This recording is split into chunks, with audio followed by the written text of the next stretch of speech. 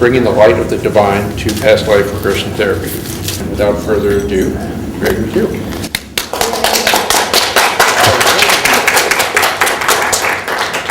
Okay. I've been practicing this time for 12 years, 13 years, something like that, in Denver.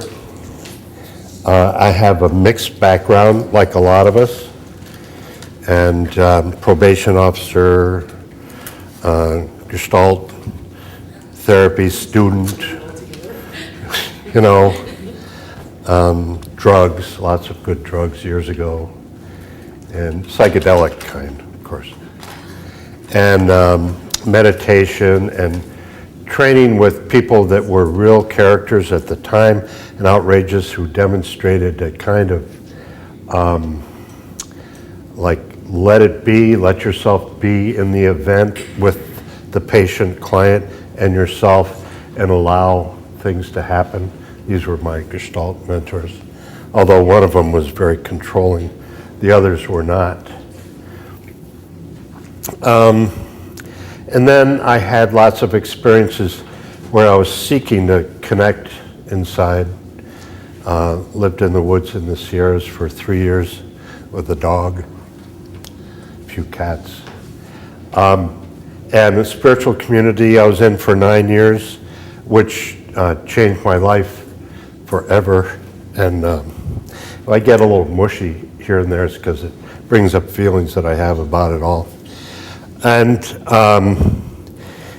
when I was in that community, I started doing healing work for people remotely. It was just part of the job, kind of. We had a place where we did that, a chapel, and where we would go, and people, there was a so-called prayer list, and those of us who were involved in that part of the work would sit and go into deep meditation and then do remote healing for people, seeing them well and whole. Then I had a life where I had a career out in the world for 18 years and did public policy consulting, children's programs, and domestic violence funding legislation, child welfare legislation, child abuse laws, stuff like that. In '88, I had a healing experience in regression therapy around my anger, and that was transformative. And it was with a person that had studied alchemical hypnotherapy. Some of you familiar with that? Is that You know, David Quigley? Yeah, David Quigley. So later I trained with him and Shantamo or Nick Ardaw. He's got another third or fourth name now. And so I studied a whole gamut, basics of hypnosis and so on. Never thought I'd use it. I just thought I was going to be doing this consulting and lobbying stuff forever, which I was good at and I loved doing it and so on. And then remarried in 94 or 5, and then eventually left all that in 98 and went, I'm just going to go and study some more hypnotherapy and do a little stock trading and kind of take it easy, you know. Well, I made money and then I lost it, and meantime I was learning all these other tools, and I entered into this realm where I got really excited. And I was mentioning this last night about, you know, feeling this charge in my heart around some of these tools that I was learning. And sorry, I won't do this again, I promise. And but it was a charge. It was like pressure coming in through the heart and then experiencing and understanding that was coming out through it.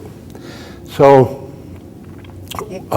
one of the tools that I'll talk about, actually there were two people whose work I studied that are really kind of instrumental in how I work now. One was a process called core transformation. Anybody familiar with that? Oh, you ought to look it up. It's a book by that name, Core Transformation, Connie Ray Andreas, Andreas. And she and her sister, Tamara, wrote the book, and I think they're both still training, or at least Tamara is, she's much younger. Connie Ray is a psychologist, lives in Boulder. Her husband, Steve, was they were really both in the foundation groups in NLP years ago, studying Erickson and all those people. So in this protocol, Connie Ray would take a part, or as you might know, subpersonality. People understand the language I'm speaking? You know, something that's created out of trauma in a person where they end up with a field of energy and a belief associated with that. And the part might be anger, you know, it could be anything. Fear, I need to protect myself, mistrust of others, and, you know, anything at all that, as a therapist, you would run into with a client or a patient. Then she did the most amazing thing. She would take this part and say to the client, and they would be standing up in the demonstration, eyes wide open, and she would say, well, just call this part forward and let me know when you've done that. So they would do that, and then you could feel it, and then welcome it. So they would do that privately inside. And then she would say, now what do you notice? And 90% of the time there was a shift in the client's sense of the energy in themselves and with the part. Let's say if it was anger, they might experience some lightening of that anger, just a little, but noticeable. And then she would say, all right, now ask this part what it wants. So it might say something like peace, love. This is an angry part we're talking to. And it would come up with these responses that had nothing to do with anger, but were genuine, and each one would be a progressively higher state of consciousness that it wanted to experience, this part wanted to experience. So she would say, well, ask the part to imagine having love. And so the part would imagine it, and the client standing there would start to feel it. Now just breathe that feeling in and out through your whole body, head to toe, and the person you'd watch, and there'd be this lightening and expansiveness happening in them. Thank the part for that experience. Pause. Thank you. Ask it what it wants. After that, union with God or something. I mean, these are not, little minor experiences. So people started entering into brief but solid states of enlightenment, higher states, into states of union. So the person would be standing there in the room with their eyes wide open and in a high altered state. So that's what I would call a state that was in accord with their true being, with the capital S self, God within. Any name is good enough, but you get the drift. So how did this happen?